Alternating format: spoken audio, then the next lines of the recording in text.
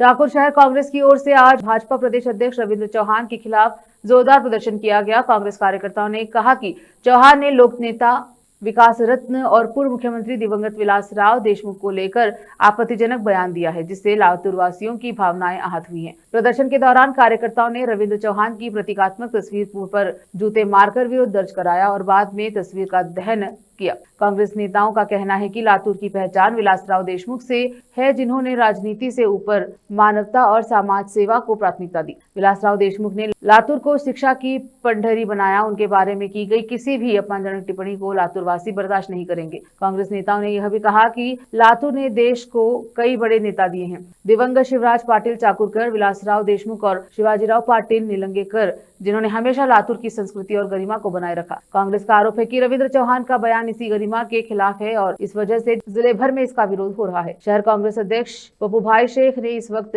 कहा कि विलासराव देशमुख लातूर के दिल में बसते हैं, उन्हें कोई मिटा नहीं सकता। ऐसा बयान देने वाले पर समय लगाई जाएगी। चाकूर से रियाज मनियार की रिपोर्ट। पण कसं खंडन कराल?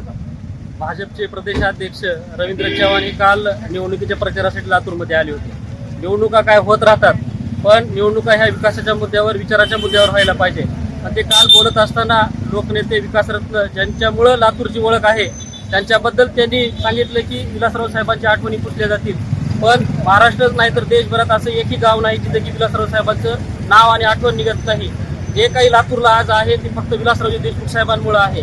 आणि मला सांगतो, लातूर हे सुसंस्कृत लातूर म्हणून ओळखलं जातं। तिथे नागरिक सुज्ञ आहेत आणि रवींद्र चव्हाणला येत्या 14 तारखेला मतदानातून आणि 15 तारखेला निकालातून कळेल की लातूर काय आहे। आणि मी लातूरच्या सभेमध्ये आमचे नेते स्वर्गवासी विलासराव देशमुख साहेब यांचं पूर्ण इतिहास लातूर जिल्ह्यामध्ये पुसून टाकण्याची भाषा त्यांनी वापरली।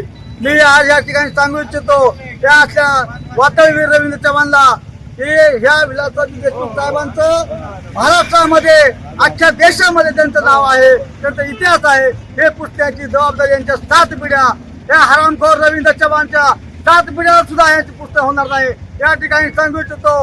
आपल्या हातामध्ये घेतलेला आहे, ज्याचा की आपण जाहीर निषेध करतोय। या बॅनरचा आता तुम्ही काय करणार आहे? जोडे मारून या ठिकाणी आम्ही निषेध करणार आहोत।